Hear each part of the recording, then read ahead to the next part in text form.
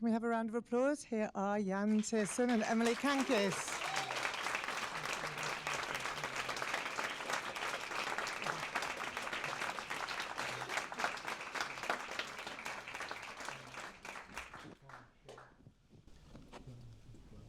You just hold it and speak, apparently. We don't have to do anything more technical than that.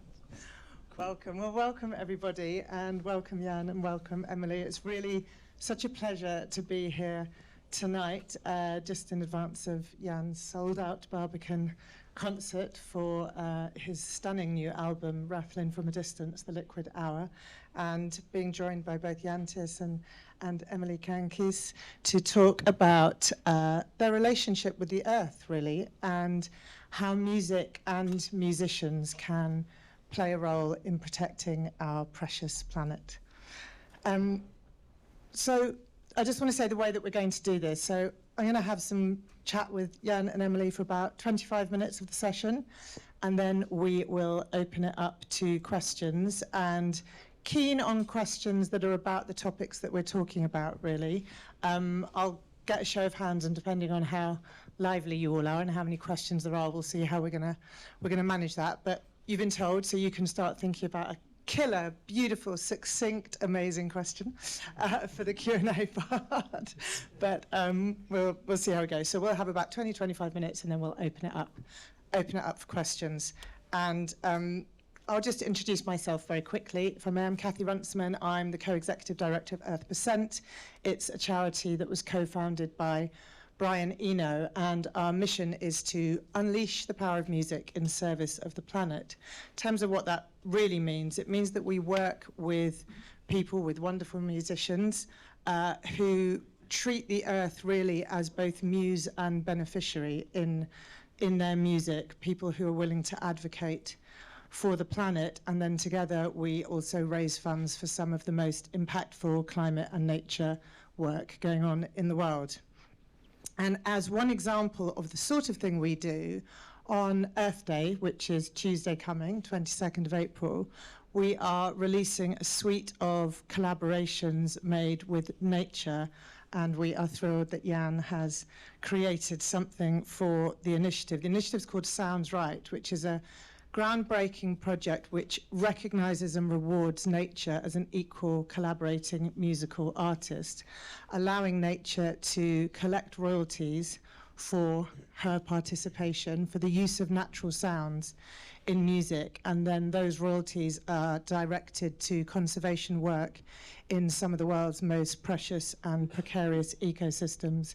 It's an initiative we work on. EarthPercent is the lead music partner, and we host the Conservation Fund, and it's a project that was developed by the Museum for the United Nations, UN Live, and a whole host of other partners from music and ecology. And so I wanted to actually start by talking about that, Yann. You've created a track for that initiative, the River and the Sea Monster, featuring nature. And just to ask you, either to tell us a little something, give us a teaser about that track, or to comment more generally on this idea of like using field recordings and natural sounds in your music, which is obviously, this is not the first time you're doing that for our initiative. So tell me about that and that concept of working with nature as an artist in your work. Yeah, first of all, I think it's we're living in a really anthropocentric world, and I think it's like a complete misunderstanding of the world and how things works. And I deeply believe that an holistic view is the key to live, really, and to live with what's around us. And actually, speaking of field recordings and nature, with Emily, we just did a trip, like we crossed California on bicycles in 2014, yeah. Is this the trip? Are you going to tell us about the lion? Yes.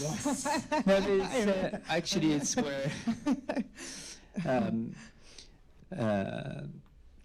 we've been like we went through a track called Uja Road in the Lost Coast in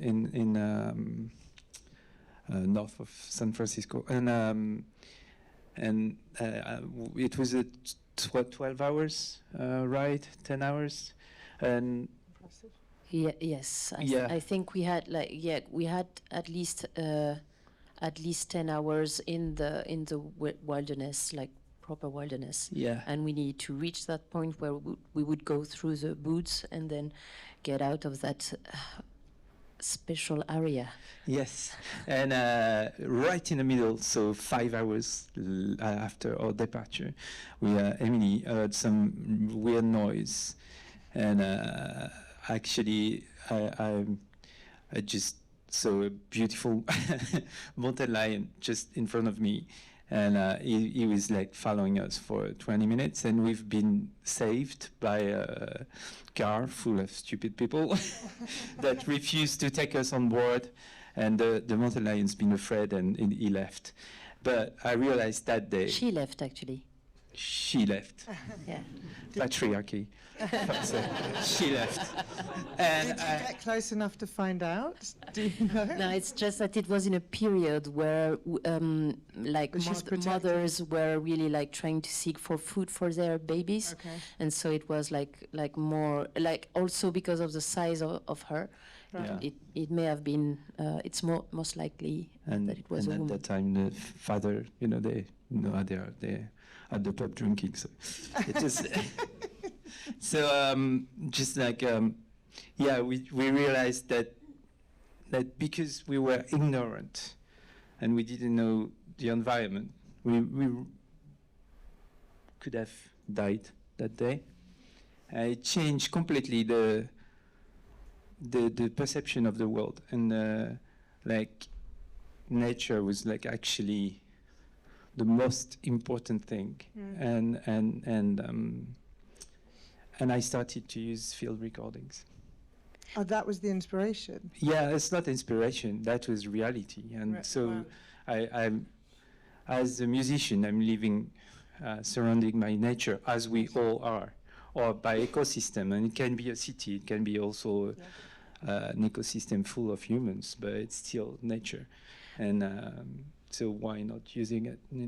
Also, the weird part of it is that the reason why I've heard her is because the wood was totally silent, which was really weird. And I think that sound that I've heard wouldn't have been noticed by me without the silence around that was caused by an earthquake that arrived that was like for the birds and like all the animals around. It was they could already feel it, but we couldn't. And so just after, like the night after, an earthquake happened, and so we could like feel the resonance of that silence. Oh wow! Some of the other music that's going to be released on Tuesday. I was thinking what you were going to say is the silence is because of the depletion of nature, because that's obviously another important thing, I think, for a lot of musicians now trying to work with sounds of the natural world. It's a preservation project. It's trying to keep the musicality of the species that we're losing all the time. Because I know you have which some people might not know, but Yann, you have a relationship with the very sadly, I think now closed or closing Schumacher College in Devon. Tell me about that. How did you come to know Schumacher College? And actually, thanks to this Mama Lion, I've been then like really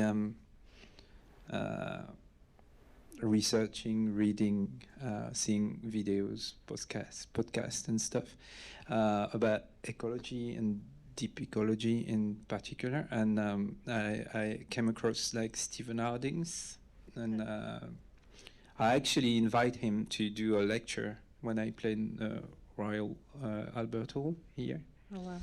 And he passed that year, and he was an amazing human being, and I love this guy, and he was full of joy and really. And then you played on the Dartington estate. Yeah, you actually played a concert there on there. Yeah, because we decided to commit to try to tour differently, and so we did. It was our first sailing tour. We went to the Faroes, and in April we went to Dartington to play there. Amazing. And there's another funny coincidence because one of the other tracks being released on Tuesday actually uses field recordings from along the River Dart on the Dartington estate. Wow. It's a musician called Jason Singh with the cellist Liz Hank, and they have actually called the track Dar, which is the old word for oak, of course the Celtic word for oak, and they've called the track after Dar for the oaks by the River Dart. You also have a relationship on that first sailing tour, Emily. You went to another very special place on these islands, Findhorn Eco Community in Scotland. Can you tell us about that? It was the idea was to really play in places where people were trying to build another way of living and build some like communities that would be around, like closer to nature and closer also to human relationship, and try to live in a like the Schumacher College, like just try to be as respectful as to another humans that we would be to nature, because sometimes people really like nature but they don't like other human beings, and I think the first step is also to love each other, maybe. And so we went to that Findhorn community that was like that is also actually kind of on the like ending kind of, and so Oh, really? yeah, I think it they are trying to reshape it. It was like they are trying to re-inject the spirit of the community, which was like first like few caravans in the 70s, and so now they are trying to like re-inject money basically to the system of the community. And you played there? Yeah, and when we went, yes, I think they had like funding issues. Yeah. Like Schumacher, actually. Yeah. And there's a question I have to ask about the name of your boat. Was she named already, or did you name her Ninnog? And who or what is the meaning of the name? You first, or? No, it's the truth, or the no, it's You actually. didn't even need to have that moment. You could have embellished it how you No, liked, but I the love the truth story of the is name. we love this name, and if we would have a girl would have named Ninnog. It's a Breton name, and we named the boat because of that. And we found out after. So Ninnog is a saint that has been put basically in a convent because she refused to marry someone she didn't love, and then she's asked to be like sent to a convent rather than getting married to someone she didn't love, and so she came to Brittany, and she tried to build a place where women could feel safe, and so women that would have like would have been raped or would have like issues with their families, they would be welcome there. And she also built like a permacultural system in that place. So it was kind of both the topics of the trip. It was like really like recenter things around maybe a bit of feminism and permaculture. Nice, eco-feminism. But we found out the boat was named already. And that's a message from the universe. You can treat it like that. The boat wasn't named that way. She had another name, but then we changed it. Yes. We did a proper baptism. How do you call that? Baptism. Baptism. Yeah. Yeah. to give her another name. Yeah. Beautiful. So for both of you, obviously, so much of your work has this deep connection to place and to nature and to some very particular places. Your relationship with Cornwall and Devon and the Celtic regions and countries, and obviously your Brittany and the island where you live, which I will pronounce badly, I imagine. Pronounce it correctly for me in Breton.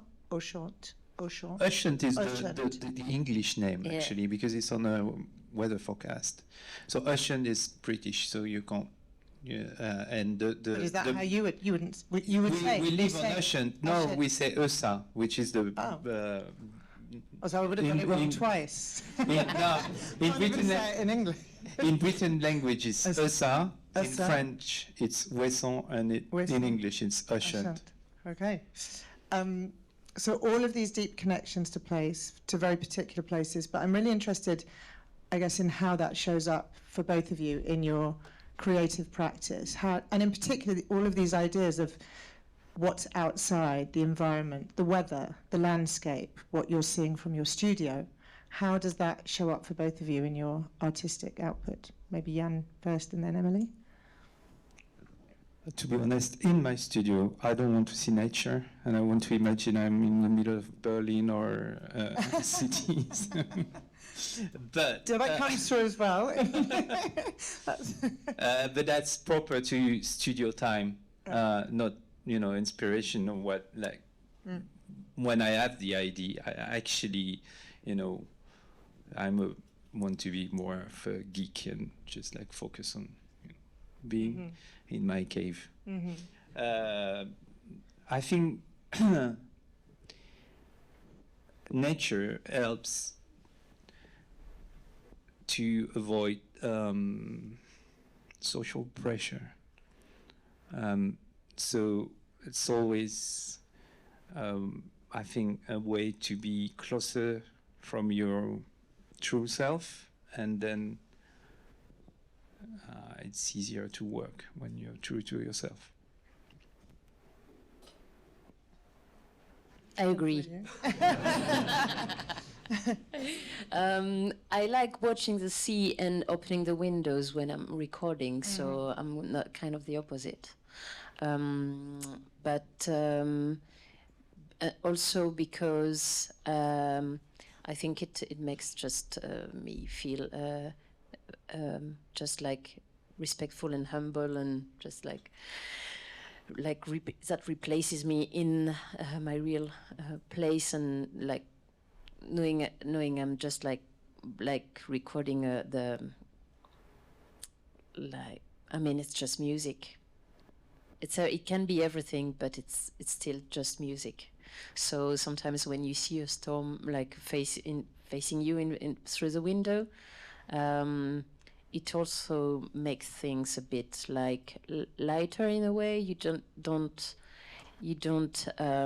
think that the whole world is going to collapse if you do a mistake while recording. Whereas that storm can make the world collapse, or some words collapse. So Yeah, me, it's just like if I have the window and I see You just want to go out. Yeah, exactly. I'm just like, oh. And I don't work. So. Well, but you've taken the relationship you have, I guess, with our natural world and with the planet to this incredibly interesting place in terms of how you've decided to approach touring. And I'm interested in the conversation about what sustainable touring really means, but from every aspect of that word sustainable, because I think for so many touring artists, it can be a question of financial sustainability or emotional sustainability or physical sustainability, as well as environmental sustainability. And so I'd love to understand more. I love the sort of manifesto you created at the beginning of this whole adventure about where this comes from and just what that concept does mean to you. What is touring sustainably for you? What is touring? I think it's going from a place to another, meeting people and playing music. I think more and more we live in a world overwhelmed by capitalism and a world of services. Like, instead of having people being together to do one thing, or run a venue, program the bands they like, it will be a promoter somewhere, venues will tend to be really,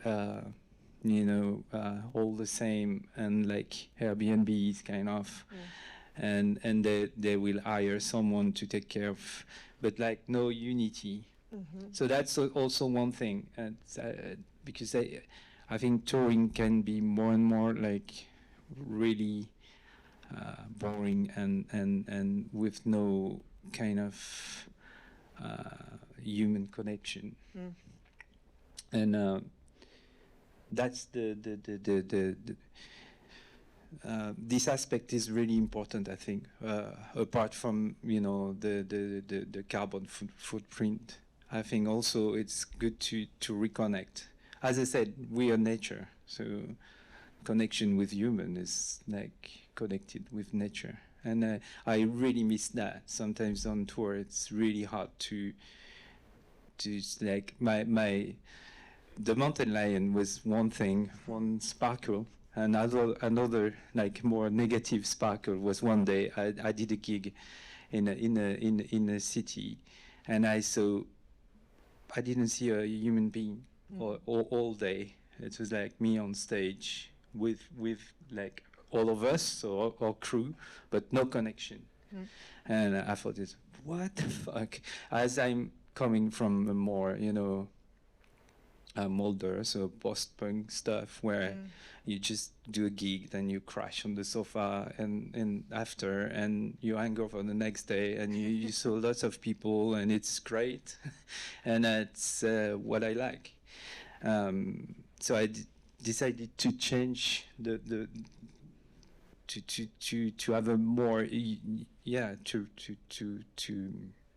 to have human connection, to meet people, to meet the audience, to be able to share something, and not having this artificial whatever.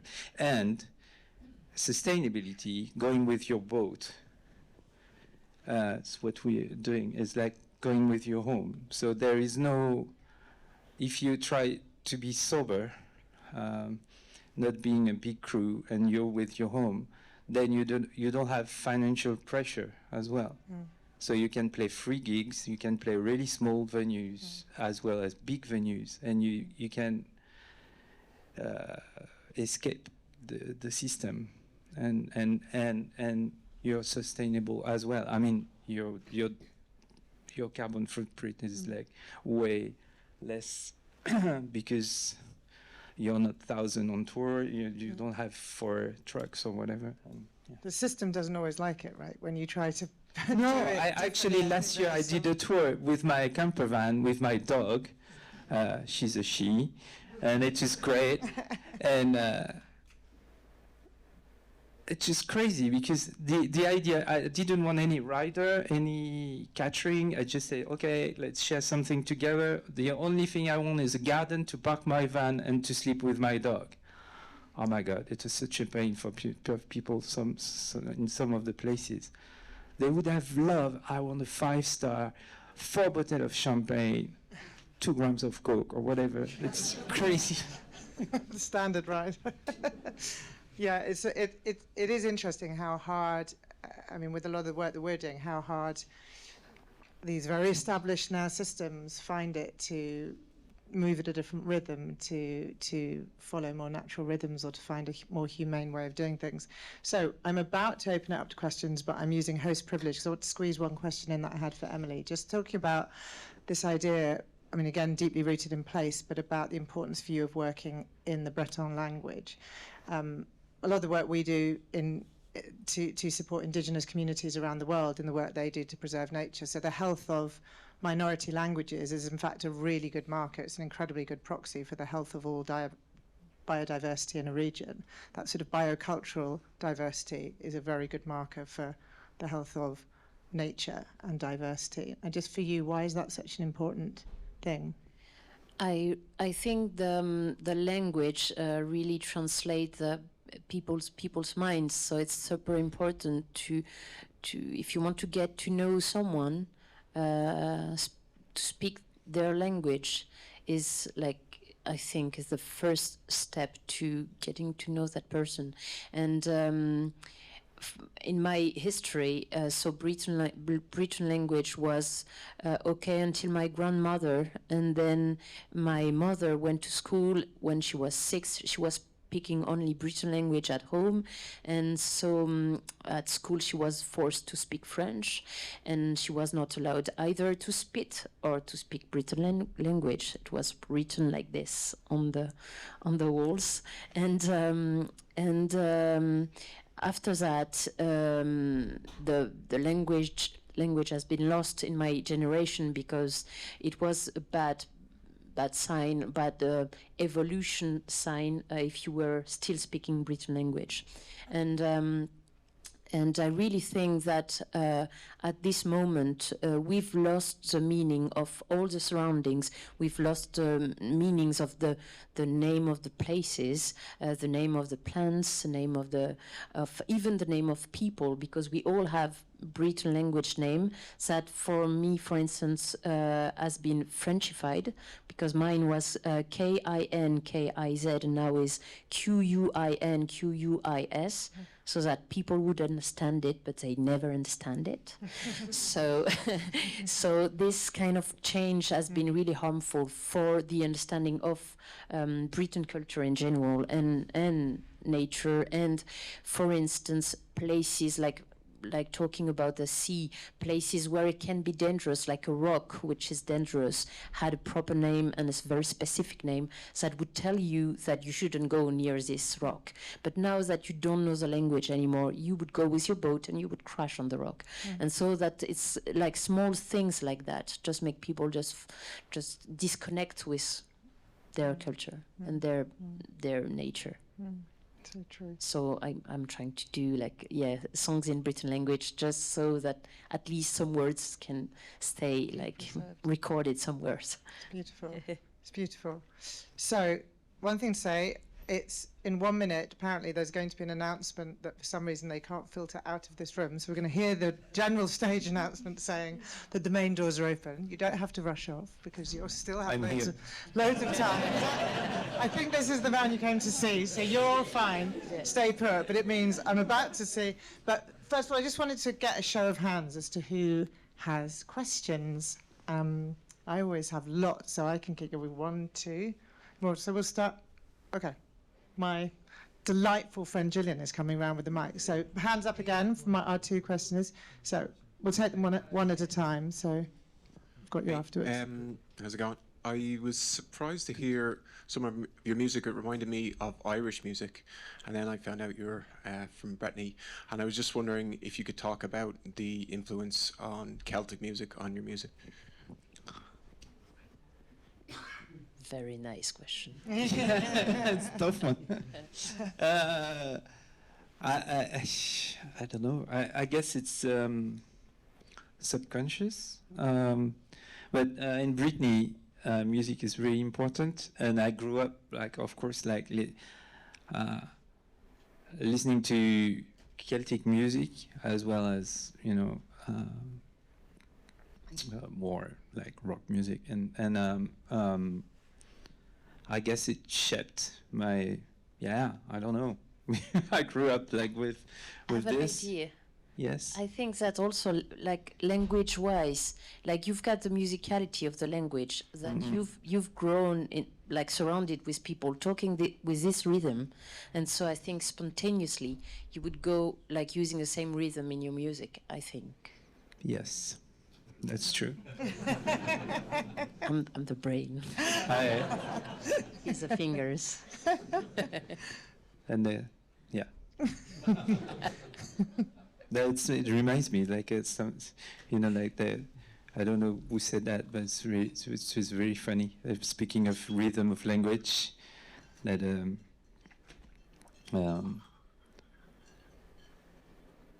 Scottish accent is like people speaking English with a Breton language accent. Exactly. So it's a connection.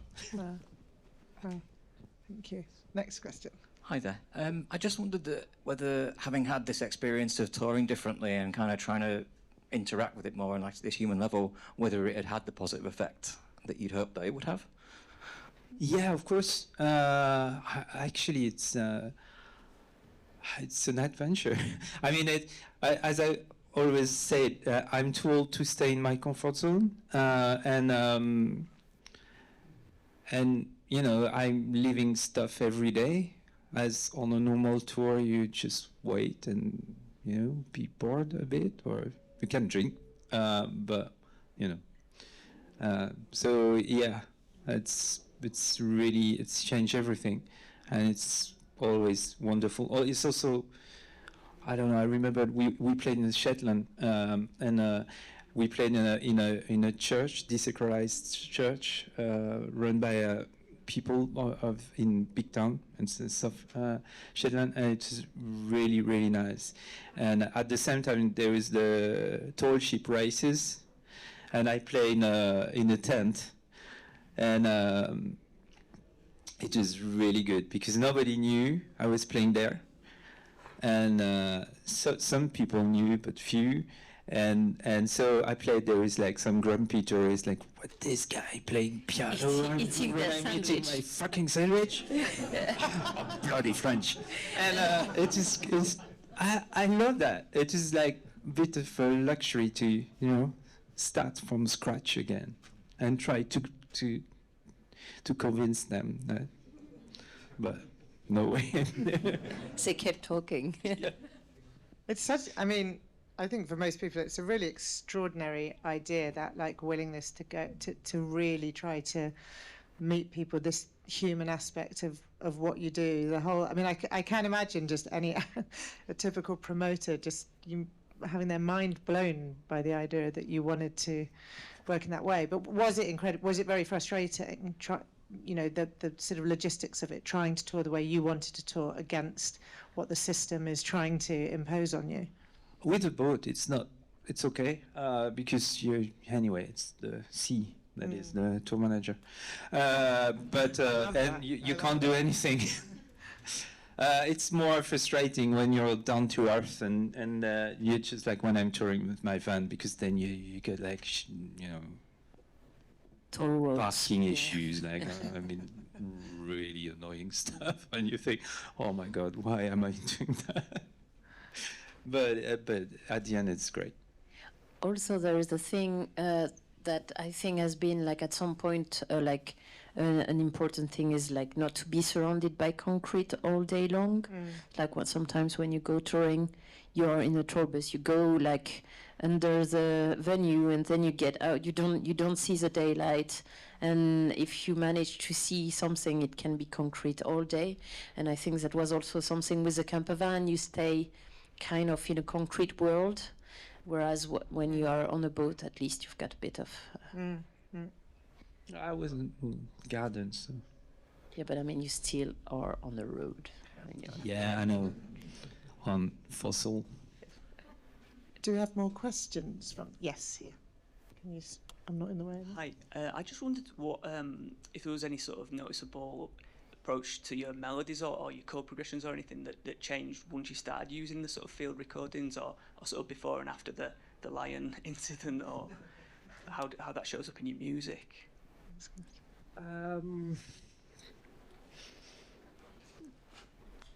Maybe I saw it as, even if it's, you know, as the center,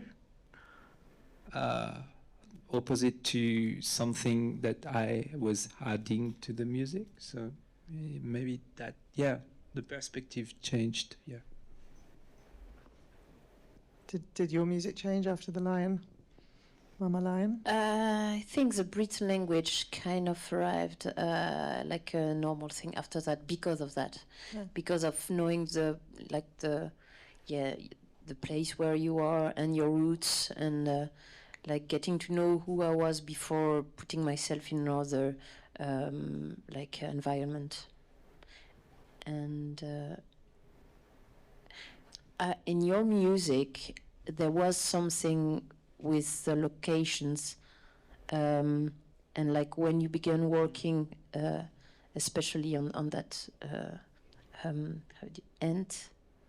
Yeah, I wanted to just like put names of locations, and not being inspired by the location, but just like just the cold, juxtaposition of a place and the music, that then they become connected, even if they're not in. Because I think inspiration, for instance, is something a bit, I don't know what it is. So sometimes I'm just working and I'm working at or having fun, and I'm not particularly inspired by anything. I'm just like thinking of like, I don't know, knobs and wires. But I think subconsciously everything goes into the music, and I like this juxtaposition sometimes. But the sea, how about the experience of sailing in the sea? I took the risk of reading a lot of the YouTube comments under your videos from some of your sailing tours. I don't spend a lot of time in YouTube comments because it's bad for the soul normally, but actually you have very nice fans and they leave you really nice comments and questions. And there was this lovely one that was saying, I'm addicted to the emotions that you produce and always waiting for new music to come. I drive a truck, and when I'm listening to your pieces, I'm in a different dimension. It's like a spa for my mind. What level of inspiration for new pieces have you had from sailing? Isn't that a lovely question? Yeah, that's amazing. It's like a whole other world of YouTube, right? That's like such a beautiful question, eh? Driving a truck and you're sort of spa for the mind. That's, well... But the sea feels, I mean, maybe I'm putting it there when I listen to this album, for instance. Yeah, I think the sea is like, as I said, it's like a way to being free from social pressure, and then to be, and also to be, being at sea is just a question of balance. You just need to stay afloat, and that's it, really. But that's a lot of work. Just not this, sleeping. just this simple thing, and it's also can be really dangerous. Yes. Or really not dangerous, and I think it's this constant reminder that what life is actually. That you can die at every corner, but not more at sea. But at sea you're just constantly conscious of that, and that's spa for the mind as well. and then right. Yeah, and then you're just like. You feel connected to nature and to yourself, and then it's easier to make music after that. That's. I think it's so demanding for the body and the mind that you can't really like be the same person before sailing and after sailing, even if it's just one day. There is like such a matter of time and constant, as you say, constant rebalancing. That it's like every single second you are aware of where you are and what's going on around you. And you don't have much space. Actually, we try to work at sea to record stuff. It's really hard because you don't have much, like, even time and space in your mind. Because even if you seem to be like just like floating and just like sitting on a chair while floating, there is so much going on in your body and in your mind at this moment that it's really hard to find room to work during this moment. Afterwards you can, but I really like this idea of balance and rebalancing, because it's actually on every level, because it's also your legs. On a boat you just like constantly try to keep your balance, and it's really gives you lots of like you feel really relaxed and tense, but like because of that, because it's actually everything is on the same level. We have one more question at the back. This will probably be our last question, and then I might squeeze one in myself. But thank you. Thank you. Yeah, thanks. I'd just like to say it's very encouraging and enthusing to hear about Brian Eno and others trying to reconnect music with nature and getting back to community and going against the sort of corporate machine. I mean, I was sort of brought up. Well, my youth, my crazy days were in the 70s and into the 80s, and there was free festivals, and there was free music, and there was a real movement for freedom in music, turning against the sort of corporate machine and making everything into profit and mechanising everything. So it's so sort of interesting and to hear about things turning back again. So my question basically is, how much momentum is there behind this movement? Can it change hearts and minds like the music of the 60s and 70s did? Do you think? I have a view, but this is your I'm this is thinking, your show. you know, like obviously we are a bit going backwards these days. Yeah. And counterculture will be stronger and stronger. Yes. And I think there is lots of positive. I think the world is going in the right direction. It's just like all dinosaurs that they are afraid of the asteroid, but the asteroid is already there, and they will die. Well, with So that, fuck we off don't in give a space fuck. before then, yeah. A few of them can go off in their rocket. I mean, to some degree, the art will always reflect the times, right? I mean, if Brian were here, he'd get into a hearty debate about the question of, you know, where the line between the art reflecting the times and people trying to push it so far that it becomes a form of propaganda, which sometimes we need, arguably, through art. But I think, you know, you made a comment, perhaps to the first question I asked, about a reflection on the problems of the capitalist system, you know, that we work in. So clearly, for you, your art is responding to that. Yeah, and I think there will be more and more, and that unfortunately we don't have the choice, and nobody will have. So I think we're living also in really exciting times in terms of music and in terms of like enthusiasm and all of that, and progress, and it's but we will need to fight. It's when, you know. There's a lot to fight for still, and a lot of joy in that fight, I think, potentially. Emily? I'm a bit preoccupied, to be honest, because like I'm not obviously not the same level of I'm like a smaller artist than Yann is, and so I'm seeing the way things are going at the moment, like with socials and everything we need to do to get heard. That worries me a bit, but I also think that we are reaching a point where we have access to so many things that, of course, many people are playing music because everybody has access to everything, kind of.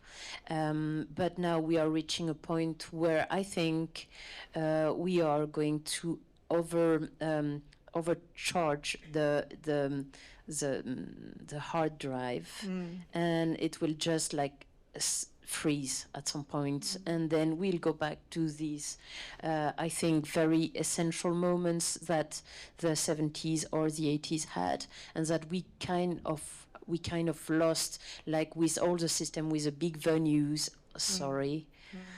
But like I really think that for the moment in France we still have like small places, small bars, like trying to redoing like events with small artists and small audiences, and trying to have that kind of moments again. I think that movement is happening here. I mean, I should credit the work of the Music Venues Trust here, who are really, really fighting to save every small venue in this country, and that there's finally a ticket levy proposed to, like the grassroots levy in football, to support small music venues, and that work is so important. But yes, you know, whatever happens, even if our whole system goes down, there will always be music, right? In the dark times, there will be music. And I think as our perhaps most deeply felt art form, my answer to your question is yes, I think it can change hearts and minds. I think you're all about to have a heart and mind affecting experience in about, I think I have to end here because you've got to go get on stage so that you can impact everybody's hearts and minds here. But it's an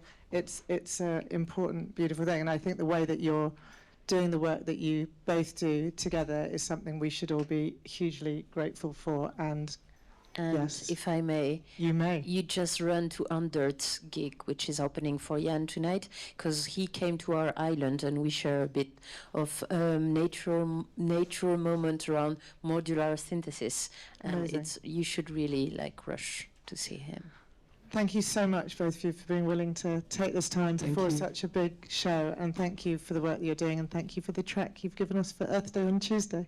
Really appreciate it. Everybody, Emily, QUINQUIS and Yann Tiersen. Thank you.